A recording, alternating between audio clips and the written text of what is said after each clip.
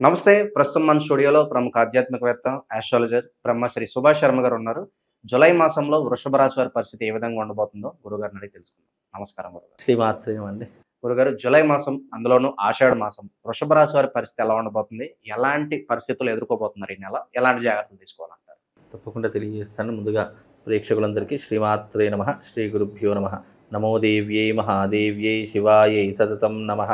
నమ ప్రకృత్యై భద్రాయై నిహతాం ప్రణతాస్మిత. వృషభ రాశి వారు ఈ మాసంలో వృషభ రాశి వారి యొక్క ఫలితాలు చాలా అద్భుతంగా ఉంటాయండి. అందులో ఎలాంటి సందేహం లేదు. ఇక వృషభ రాశి వారి యొక్క జాతకం కనుక చూసుకుంటే ఈ సంవత్సరము ఈ మాసం చాలా అద్భుతంగా ఉన్నటువంటి జాతకంలో వృషభ రాశి వారు ఒకరు. అలాగే ఈ మాసంలో కనుక చూసుకున్నట్టయితే వీళ్ళు చాలా అత్యద్భుతమైనటువంటి ప్రవర్తన కలిగినటువంటి వారుగాను, ఉద్యోగము, విద్య, అలాగే అన్ని రంగాల్లో రాణించడానికి ముందుండేటటువంటి వ్యవహారం శైలిలో ఉన్నటువంటి వారు ఈ యొక్క వృషభ రాశి వారు అని చెప్పుకోవచ్చు. అయితే ఈ వృషభ రాశి వారి యొక్క పరిస్థితి ఎలా ఉంటుందంటే కనుక కష్టపడేటటువంటి తత్వం కలిగినటువంటి వారు. ఇక ఇంకా కొంచెం ఎక్కువ చెప్పాలంటే గొడ్డు చాకిరీ చేసేవాళ్ళు అంటాం చూసారా, వాడుక భాషలో వాడుతూ ఉంటారు. క్రెడిట్ వీళ్ళకి వస్తుందంటారా? పక్క వాళ్ళు తీసేసుకుంటారు. వీళ్ళు కష్టపడతారు, క్రెడిట్ పక్క వాళ్ళు కొట్టేస్తూ ఉంటారు. అంటే కష్టాన్ని నమ్ముకొని కష్టపడి పైకొద్దాం అనుకున్న వీళ్ళ కష్టము పక్కనున్న వాడు వాడుకునేటటువంటి స్వభావం కలిగినటువంటి వాళ్ళు ఈ వృషభ రాశి వారు ఎక్కువ ఉంటారు. కష్టపడేదంతా వృషభ రాశి వారు కష్టపడతారు, క్రెడిట్స్ అంతా పక్కనున్న వాళ్ళు కొట్టేస్తూ ఉంటారు. అలాంటి వాళ్ళు వృషభ రాశి వారు ఒకరు. అలాగే వీళ్ళకు సహనము, ఓపిక ఇవన్నీ కూడా చాలా ఎక్కువగా ఉండేటటువంటి లక్షణం కలిగినటువంటి వారు. అలాగే వీళ్ళకు జీవితంలో కష్టపడాలి, పైకి ఎదగాలి, మంచి లగ్జరీ లైఫ్ని అనుభవించాలి. అలాగే మనము ఇండస్ట్రీలో కానీ లేదా రాజకీయంలో కానీ రాణించాలి, మనకంటూ ఒక ప్రత్యేకమైనటువంటి గుర్తింపుని సాధించాలి అని అనుకునేటటువంటి వాళ్ళు ఈ వృషభ రాశి వారు ఒకరు అని చెప్పుకోవచ్చు. అలాగే చిన్నప్పటి నుంచి ఎన్నో కష్టాలు పడుతుంటారండి, ఎన్నో రకాల ఇబ్బందులు పడుతూ ఉంటారు. భవిష్యత్తులో అలాంటి కష్టాలు నా వంశస్థులు పడకూడదని లేదా నా బిడ్డలు పడకూడదని చెప్పి చిన్ననాటి నుండే చాలా కష్టాలు పడి ఒక స్టేజ్కి వచ్చేస్తూ ఉంటారు. వీళ్ళు వాళ్ళ కాళ్ళ మీద వాళ్ళు నిలబడడానికి దాదాపుగా 27 నుంచి 28 సంవత్సరాల కాలం పడుతుంది. అంటే ఆ స్టేజ్ వచ్చేంత వరకు వాళ్ళ కాళ్ళ మీద వాళ్ళు నిలబడలేనటువంటి సిచ్యువేషన్లో ఉంటూ ఉంటారు. ఎన్నో కుటుంబ కష్టాలను ఎదుర్కోవాల్సిన పరిస్థితులు ఉంటూ ఉంటాయి. అమ్మాయి వల్ల ఇబ్బందులు ఎదుర్కొంటూ ఉంటారు, కుటుంబ వ్యక్తుల వల్ల ఇబ్బందులు ఎదుర్కొనేటటువంటి పరిస్థితులు ఈ వృషభ రాశి వారికి పుట్టుకతోనే ఏర్పడుతూ ఉంటాయి. అలాగే ఆస్తి తగాదాలు వీళ్ళ జీవితంలో ఎప్పటికెప్పుడు నడుస్తూనే ఉంటూ ఉంటాయి. అలాగే వీళ్ళకు విహారయాత్రలు చేయాలన్నా, అలాగే కొండలు, లోయలు ఇలాంటి ప్రదేశాలకు వెళ్ళాలన్నా వీళ్ళకు చాలా ఇష్టమై ఉంటూ ఉంటుంది. అంటే ఎక్కువగా వీళ్ళు ఏంటి అని అంటే కనుక టూరిజం వైపు వెళ్ళాలి, లేదంటే మంచి ప్రదేశాలు చూడాలి అని ఆసక్తి కలిగినటువంటి వారిలో వృషభ రాశి వారు ఒకరు అని చెప్పుకోవచ్చు. అలాగే వీళ్ళ జీవితంలో వీళ్ళు కష్టపడేటటువంటి డబ్బుని ప్రతి ఒక్కటి కూడా మంచి లగ్జరీ లైఫ్ని అనుభవించాలి అని ఆసక్తి కలిగినటువంటి వారిలో ఈ వృషభ రాశి వారు ఒకరు అనుకోవచ్చు. 10 మందికి సహాయం చేసే గుణంలో కానీ, లేదా ఎవరికైనా బాధ కలిగింది అని అనుకున్నప్పుడు తమ వంతు సహాయం చేసేటటువంటి వారిలో ఈ వృషభ రాశి వారు ముందుంటారు. ఆలోచన నైపుణ్యం కలిగినటువంటి వారు, ఎవరితో ఎలా మాట్లాడితే మనకు పని అవుతుంది అని తెలిసినటువంటి వారు ఈ వృషభ రాశి వారి జాతకులు అని చెప్పుకోవచ్చు. కాబట్టి ఈ మాసంలో వృషభ రాశి వారికి చాలా అద్భుతంగా ఉంటుంది.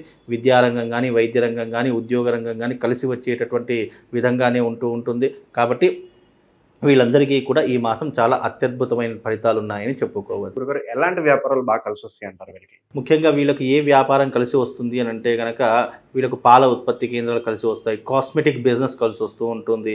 అలాగే వీళ్ళకు మేకప్ మ్యాన్స్ అయ్యేటటువంటి సిచ్యువేషన్స్ ఎక్కువగా ఉంటాయి. సినిమా రంగం, ఎందుకంటే వీళ్ళు రాశి శుక్రుడు అవుతూ ఉంటాడు. చాలామందికి శుక్ర మహర్దశ వచ్చింది, శుక్రుడు చాలా పీక్లో ఉన్నాడు అని అంటూ ఉంటాం కదా.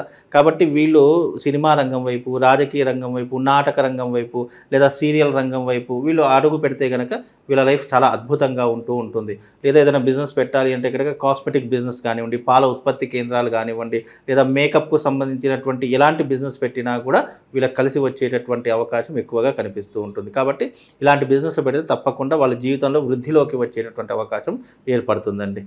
ప్రస్తుతానికి ఒక స్త్రీ వల్ల ఏదైనా ఇబ్బంది కనిపిస్తున్నది? తప్పకుండా అండి. వీళ్ళ జీవితంలో ఎప్పటికప్పుడు స్త్రీ వల్లనే ఇబ్బందులు ఉంటాయి. మెయిన్గా వీళ్ళకి జీవితంలో రెండిటి వల్ల ఇబ్బందులు ఉంటాయి. ఒకటి మనీ, 2 షీ. అంటే ఒక మనిషి వల్లనే ప్రాబ్లమ్స్ ఉంటాయి. మనీ అంటే డబ్బు, షీ అంటే అమ్మాయి. అంటే ఈ అమ్మాయిల వల్ల, డబ్బు వల్ల వీళ్ళ జీవితంలో ఎప్పుడు ప్రాబ్లం ఫేస్ చేస్తూనే ఉంటూ ఉంటారు. ఒకటి పోతే ఇంకోటి ఎదురవుతూనే ఉంటుంది, ఒకటి పోతే ఇంకోటి. అంటే వీళ్ళకు ఎన్నిసార్లు వాళ్ళు దాని నుంచి తప్పించుకుందాం అనుకున్న ఏదో ఒకటి ప్రాబ్లం నెత్తి మీద వేసుకుంటూనే ఉంటారు. కాబట్టి అలాంటివి కొన్ని మానుకునే ప్రయత్నం చేయాలి. నిలకడగా ఉండే ప్రయత్నం చేయాలి. ఎందుకంటే వీళ్ళకు ఒక చోట నిలకడగా ఉండేటటువంటి ప్రయత్నం కాదు వీళ్ళది. ఎప్పుడు కూడా సంచరిస్తూ ఉండాలి. ఒక చోట స్థిమితంగా ఉండేటటువంటి స్వభావం వీళ్ళకు ఉండదు. ఆలోచనలు కూడా స్థిరంగా ఉండవు. పొద్దున ఒకటి ఆలోచన, మధ్యాహ్నం ఒకటి, సాయంత్రం ఒకటి. ఇలాంటి ఆలోచన స్వభావం కలిగినటువంటి వారిలో ఈ వృషభ రాశి వారు ఒకరు అని చెప్పవచ్చు. కానీ కష్టపడరు అని అంటే అది కాదు, కష్టపడతారు. కానీ కష్టం పక్కనున్న వాడికి లాభంగా వెళ్ళిపోతుంది తప్ప వీనికి నష్టమే కలిగిస్తుంది. అలాంటి జాతకంలో ఈ వృషభ రాశి వారు ఒకరు అని చెప్పొచ్చు. జీవితంలో వీళ్ళు ప్రేమించడం మొదలు పెడితే చచ్చేంత వరకు వదిలిపెట్టరు. జీవితంలో మోస్ట్ ఆఫ్ ది ఎక్కువగా వీళ్ళకు ప్రేమ పెళ్ళిళ్ళే ఎక్కువగా అవుతాయి. అంటే 100లో 70% ప్రేమ వివాహాలు, 30% పెద్దలు కుదిరించినట్టు పెళ్ళిళ్ళే ఎక్కువగా అయ్యేటటువంటి లక్షణాలు ఉంటాయి. కామ కోరికలు ఎక్కువగా ఉంటూ ఉంటాయి. అలాగే వీళ్ళు లగ్జరీ లైఫ్ని అనుభవిద్దామని ఎంత దూరమైనా ప్రయాణం చేస్తూ ఉంటారు. వీళ్ళు బయట గొప్పలు చెప్పుకునేటటువంటి పరిస్థితులు ఉంటారు. వీళ్ళని ఎవరైనా ఈ యొక్క వృషభ రాశి వారిని ఎవరైనా పొగిడారు లేదా వీళ్ళని హైప్ చేశారనుకోండి, వారి కోసం ఎన్ని డబ్బులైనా ఖర్చు పెడతారు. అంటే పొగడతలకు లొంగిపోయేటటువంటి స్వభావం కలిగినటువంటి వారిలో ఈ వృషభ రాశి వారు ఒకరు అని చెప్పుకోవచ్చండి. ఓకే. ఇక సొంత ఇంటి కళ నెరవేరే అవకాశం ఏమైనా కనిపిస్తుందా గురుగారు ప్రయత్నపూర్వకంగా? సొంతింటి కళ అనేటటువంటి ఎప్పుడైనా గుర్తుపెట్టుకోండి, ఇల్లు, డబ్బు, ఆరోగ్యము ఇవి స్వతహాగా మనము ఎప్పటికప్పుడు జాగ్రత్త అనుభవిస్తే అప్పుడు అన్నీ ఆటోమేటిక్గా జరుగుతాయి. జాతకంలో యోగం ఉండాలి.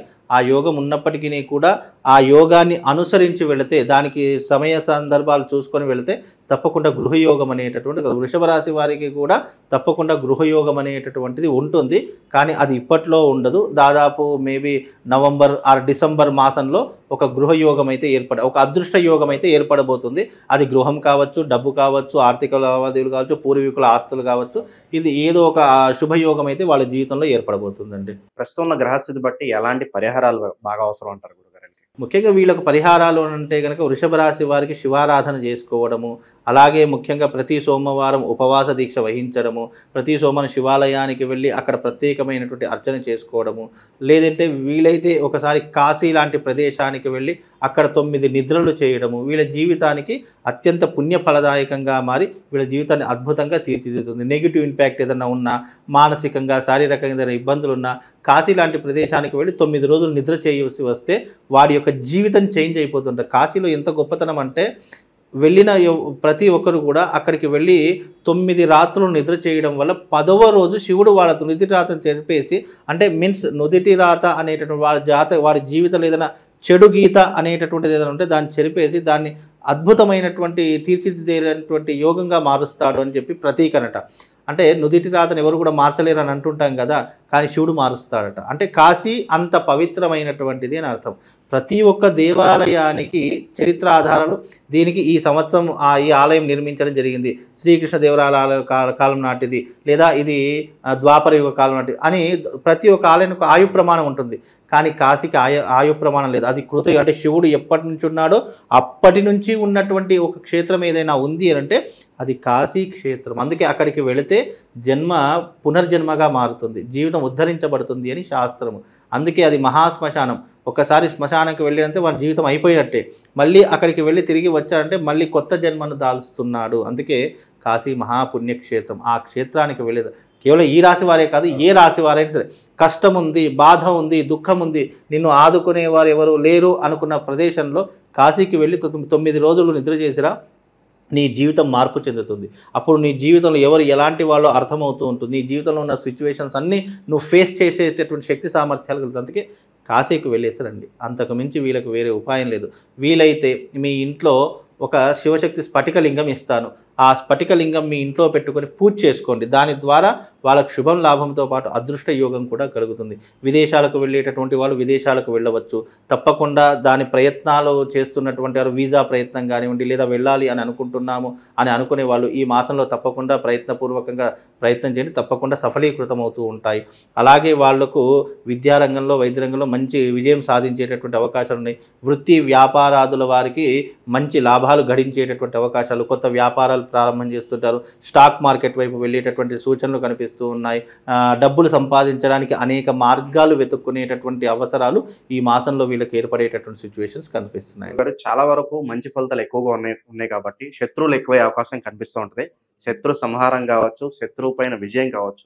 దీనికోసం ఇన్స్టెంట్గా ఏదైనా పరిహారం ఉంటుందా వీళ్ళకి? అయితే వీళ్ళు శత్రువులు వీళ్ళ జీవితంలో ఉన్నారు అంటే గనక భగళాముఖి యంత్రము అనేటటువంటి చిన్న యంత్రం ఉంటుంది శత్రు నాశనం కోసము.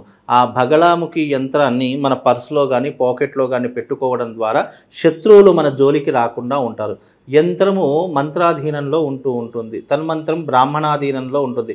బ్రాహ్మణుడు ఎప్పుడైతే ఆ మంత్రాన్ని యంత్రంలో నిక్షిప్తం చేసి ఇస్తాడో అప్పుడు ఆ మంత్రానికి పవర్ అనేటటువంటి జనరేట్ అవుతుంది. అంటే మన ఇంట్లో పవర్ పోయినప్పుడు ఒక బ్యాటరీ కనెక్షన్ పెట్టుకుంటుంటాము. ఆ బ్యాటరీ ఆ పవర్ వచ్చేంత వరకు అది మనకు రక్షణగా ఉంటుంది. అలాగే జీవితంలో నెగిటివ్ ఇంపాక్ట్ ఉంది అని అనుకున్నప్పుడు మీ శరీరం దగ్గర భగళాముఖి యంత్రం అనేటటువంటి ధరించుకునే ప్రయత్నం చేయండి. తద్వారా శత్రు నాశనం జరుగుతుంది. కోర్టు కేసులున్నా, పోలీస్ స్టేషన్ వ్యవహారాదులున్నా, మీ జీవితంలో శత్రువులు చాలామంది మిమ్మల్ని ఇబ్బంది పెడుతున్నారనుకున్నా ఈ యొక్క భగళాముఖి యంత్రాన్ని పెట్టుకోండి. తద్వారా ఇది శత్రునాశన యంత్రము కనుక ఈ భగళాముఖి యంత్రం మీ దగ్గర ఉన్నంతకాలం ఏ శత్రువు మిమ్మల్ని ఏం చేయలేడండి. ఓవరాల్గా వృషభ రాశి వారి పరిస్థితి ఈ మాసంలో ఎలా ఉండబోతుందో మీ మాటలు అద్భుతంగా వివరించారు. ధన్యవాదాలు. శ్రీమాన్.